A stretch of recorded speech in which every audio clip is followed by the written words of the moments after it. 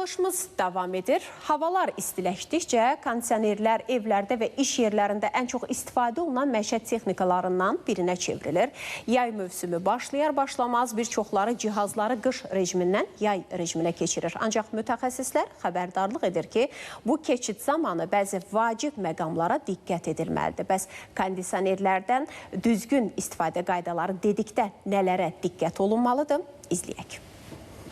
İsti günlər yaxınlaşdıqca insanların ən çox istifadə etdiyi məişət texnikalarından biri də kondisionerlərdir. Havaların isinməsi ilə bir çoxları cihazları qış rejimindən yay rejiminə keçirir. Lakin mütəxəssislər bildirirlər ki, bu keçid zamanı diqqətli olmaq vacibdir. Çünki qış boyu istifadə olunmayan kondisionerlərin filtrlərində toplanan toz və müxtəlif hissəciklər sonradan otaq havasına qarışır və insanların nəfəs yolları vasitəsilə orqanizminə daxil olur. Bəs kondisionerlərdə necə istifadə etməliyik ki, həm sərinlənək, həm də sağlamlığımıza zərər vurmayaq. Yandırır bir saat, özüm dedim ki, ziyandır da, soğuk değmezə də olur. Yəni ki, sonra söndürtdürürəm onu ki, ev qalsın səhəri. Adam var ki, gözə oturur elə kondisionerin altında. O şəxsən mən otursam, saz xəstələnəcək. Əlbəttə olur.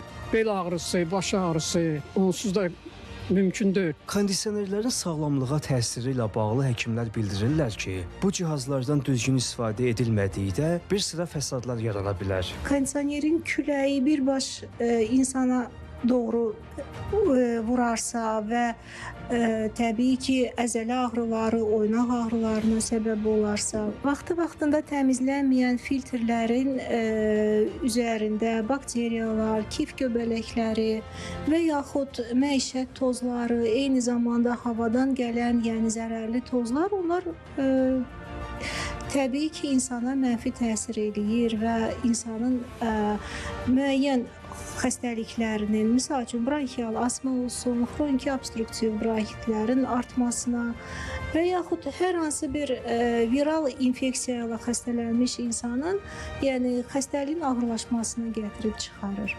Buna görə də kondisionerlərdən təbii ki, istifadə etmək lazımdır, lakin müəyyən şərtlərə əməl etmək şərti ilə. Təkcə sağlamlıq baxımından deyil, texniki cəhətdən də kondisionerlərdən düzgün istifadə vacib hesab olunur.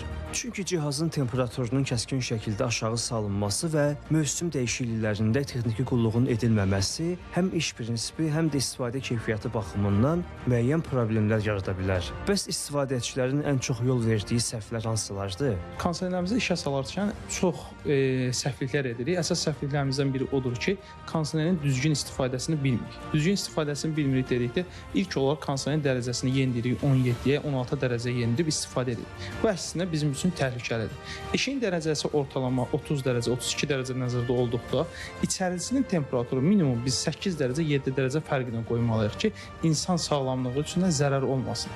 Yəni, istidən 16-17 dərəcə soyuğa girdiyimiz zaman bizim sağlamlığımız üçün də zərərlidir. İkinci etdiyimiz səhvlərdən biri də budur ki, kondisioneri biz qış boyu istifadə etmirik və bunun içərisində filtr vardır. Filtr hava dövrə edən zaman üzərində yaranan tozları bizim olduğumuz ofisə və yaxud evin içinə üfürür. Yəni, mütləq şəkildə biz kondisioneri işə salmadan da filtrlərini yuyub təmizləməliyik ki, ondan sonra istifadə edək. Buna görə də yay mövsümündə sərinlik axtararkən təhlükəsizlik qaydalarını da unutmaq olmaz. Əlinor Rüzəliyev, Sevinc Əliyeva, Yunis Əhmədli.